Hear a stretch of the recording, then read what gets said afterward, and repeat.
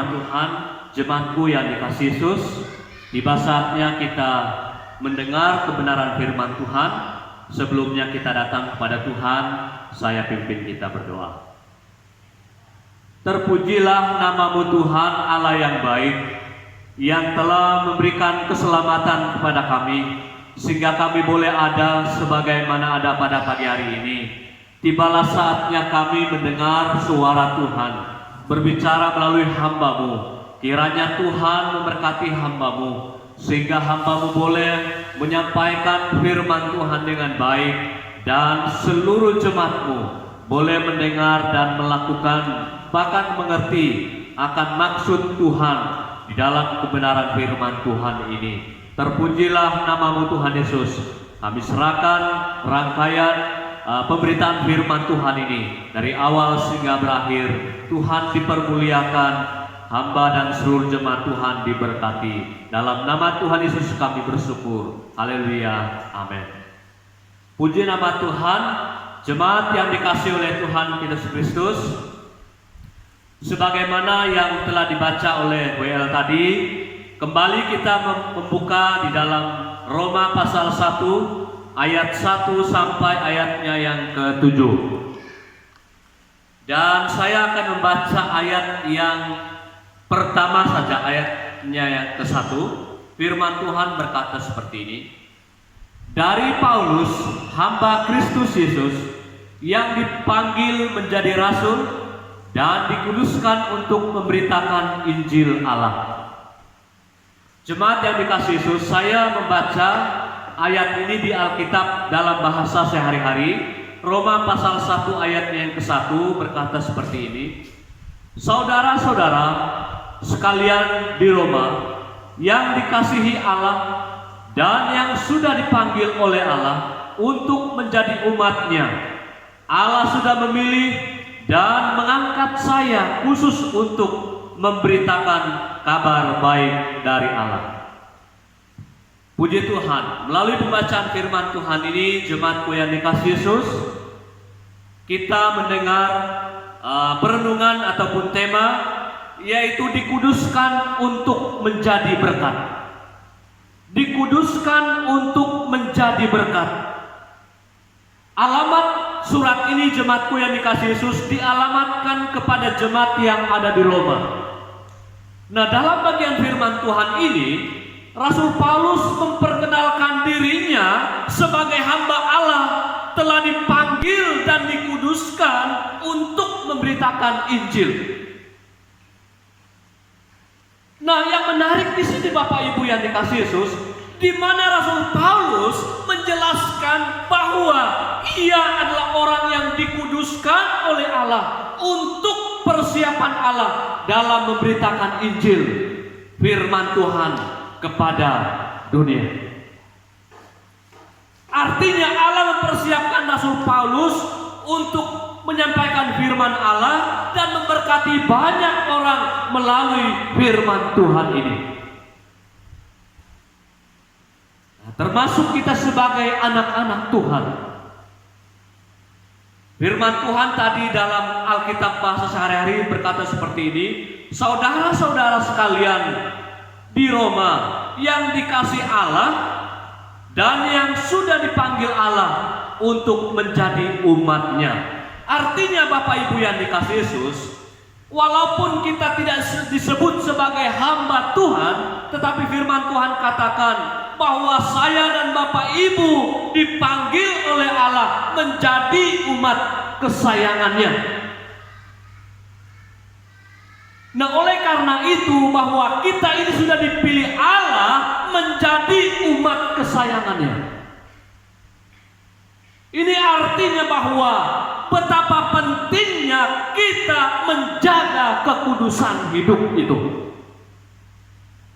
Dikuduskan untuk menjadi berkat. Apa makna dikuduskan? Ini yang menjadi pertanyaan. Apa makna kata dikuduskan? Yang pertama, dikhususkan atas panggilan khusus. Dikhususkan atas panggilan khusus. Artinya apa? Allah memanggil Rasul Paulus untuk masuk pada proyek Allah. Allah memanggil Rasul Paulus untuk menjalankan proyek pelayanan Allah. Dan termasuk saya dan Bapak Ibu untuk menjalankan semua tuntutan Allah dalam kehidupan kita. Allah menentukan sebuah rencana besar untuk kita kerjakan dalam kehidupan ini. Allah memilih kita untuk panggilan khusus. Baik engkau sebagai kepala rumah tangga, baik engkau sebagai ibu rumah tangga, sebagai anak-anak, Allah telah menguduskan kita. Mari kita kerjakan tugas yang Tuhan percayakan kepada kita. Kita sudah baik di mata Tuhan. Mari kita pertahankan itu dalam kehidupan ini. Nah, tugas yang diberikan Allah kepada Rasul Paulus bukan tugas sembarangan. Artinya Allah memanggilnya untuk proyek khusus, yaitu pemberitaan kabar baik dari Allah kepada dunia, sehingga dunia dimenangkan, dunia diberkati, anak-anak Tuhan setia kepada Tuhan. Nah, jemaatku yang dikasihi Yesus, Rasul Paulus menjelaskan dalam teks ini, ia menjelaskan identitasnya kepada kita bahwa sebagai rasul yang dikuduskan Allah dalam menjalankan misi Allah, ia menjalankannya otomatis memberkati anak-anak Tuhan, menghasilkan buah yang banyak, dan orang-orang mendengar dan menjadi percaya kepada Tuhan. Jemaatku yang dikasihi oleh Tuhan Yesus Kristus, kita dipilih dari dulu menjadi warga jemaat Tuhan, menjadi murid-murid Tuhan. Kita ini adalah murid yang telah dikuduskan oleh Tuhan, dikhususkan oleh Tuhan untuk menjadi berkat. Nah, dengan demikian Bapak Ibu jemaatku yang dikasihi Yesus, mari kita kerjakan tugas kita sebagai hamba Allah, sebagai bapak dalam rumah tangga, sebagai ibu dalam rumah tangga, sebagai anak-anak. Mari kita tetap setia melakukan tugas kita. Allah begitu baik kepada kita, mengkhususkan kita, menguduskan kita, sehingga kita bisa menjadi berkat bagi banyak orang. Ini makna kata dikuduskan. Ketika kita dikuduskan, kita dikhususkan oleh Tuhan menjalankan tugas kita, dan kita akan menjadi berkat bagi banyak orang. Tentu Bapak Ibu jemaatku yang dikasihi Yesus, kita semua ingin menjadi orang-orang yang selalu diberkati dan terlebih berbagi berkat kepada orang lain.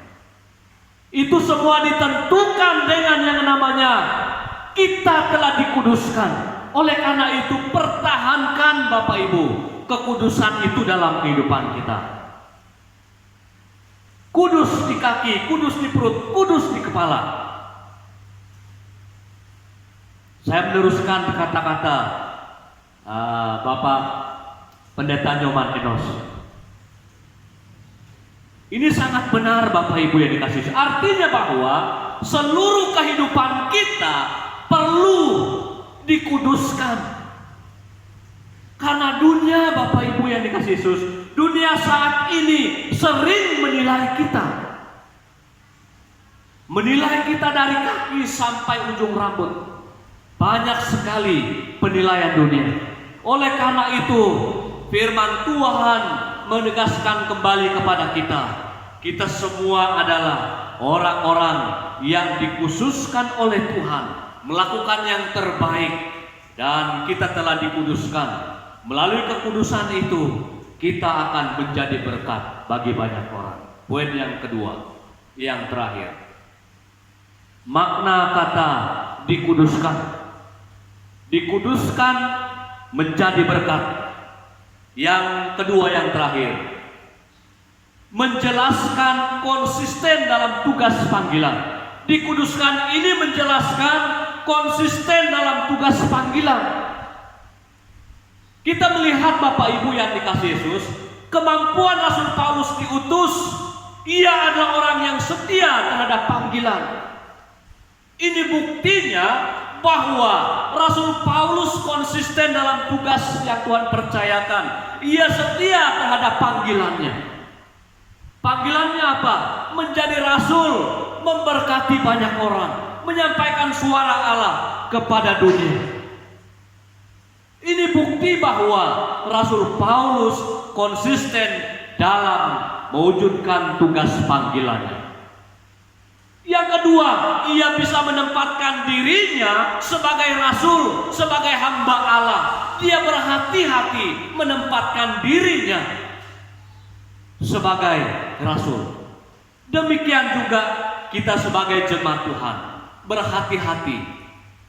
Kita harus berhati-hati bisa menempatkan diri kita di tengah-tengah umat yang percaya kepada Tuhan. Salah menempatkan kata-kata sangatlah berbahaya. Oleh karena ini ialah yang dilakukan oleh Rasul Paulus. Ia mampu menempatkan dirinya sebagai seorang rasul, sebagai seorang hamba Allah. Dia konsisten menjaga kekudusan. Nah, yang ketiga, ia konsisten dibuktikan dengan ia menjalankan fungsinya dengan konsisten untuk menjaga kekudusan hidup. Sehingga Bapak Ibu yang dikasihi Yesus, langkah-langkahnya, kata-katanya berdampak baik bagi banyak orang percaya kepadanya. Ini jemaatku yang dikasihi Yesus. Mari, firman Tuhan katakan kita sudah dipilih oleh Tuhan dari dulu. Dipilih menjadi berkat. Dipilih, dikuduskan untuk menjadi murid Tuhan dan menjalankan tugas ilahi. Jemaatku yang dikasihi Yesus, kita adalah orang yang telah dikuduskan oleh Tuhan.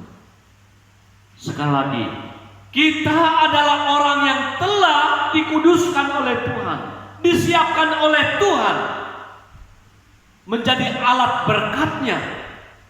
2 Tesalonika pasal 2 ayat 13. Nah, apapun tugas kita, apapun pekerjaan kita, mari kita fokus, mari kita konsisten pada kehidupan yang memuliakan Allah.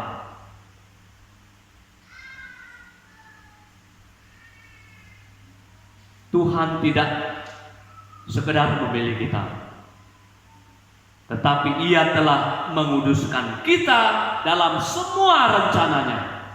Rencana Allah indah dalam kehidupannya bagi kita. Rencana Tuhan kepada seseorang sangat baik. Oleh karena itu Bapak Ibu yang dikasihi Yesus, apa yang Tuhan sampaikan kepada Rasul Paulus, mari kita terapkan dalam kehidupan kita seperti yang dikerjakan oleh Rasul Paulus. Ia telah dikhususkan oleh Tuhan menjadi pelayan yang terbaik di mata Tuhan. Ia menjaganya, ia berhati-hati melakukannya.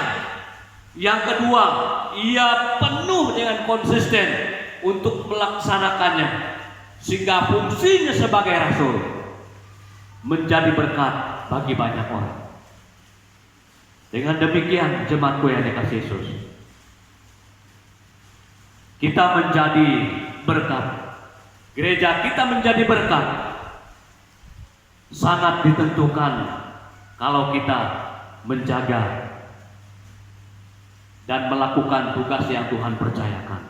Artinya, saya dan Bapak Ibu dikhususkan oleh Tuhan melakukan pekerjaan indah ini. Dan Tuhan katakan kita harus konsisten dengan panggilan kita menjadi jemaatnya yang baik, menjadi pelayannya yang baik. Kita harus serius dan selalu setia kepada Tuhan. Kalau Tuhan bekerja dalam kehidupan kita, kita pasti bisa melakukannya dalam kehidupan. Oleh karena itu, jadilah berkat bagi banyak orang. Selagi kita hidup di dunia ini, mari kita selalu menjadi berkat bagi banyak orang. Kita berdoa. Terima kasih Tuhan, terpujilah nama-Mu atas kebaikan dan kekuatan, sukacita yang Tuhan berikan kepada kami, sehingga kami boleh mendengar, dan tentunya kami siap berkomitmen untuk menjaga, melakukan kebenaran firman Tuhan itu dalam kehidupan kami, sehingga kami menjadi jemaat yang memberkati banyak orang, karena kami tahu bahwa kami telah dikuduskan oleh Tuhan. Dikuduskan dalam artian bahwa kami dikhususkan oleh Tuhan, artinya kami mampu untuk melakukan tugas yang Tuhan percayakan, dan kami diberikan kawasan untuk tetap konsisten untuk mengerjakannya dalam kehidupan kami. Terima kasih Tuhan, dalam Kristus Yesus Tuhan dan Juru Selamat kami hidup. Haleluya. Amin. Yesus baik, sungguh amat baik, untuk selama-lamanya. Tuhan Yesus baik, yeah, Tuhan Yesus baik, sungguh amat baik, untuk selama-lamanya.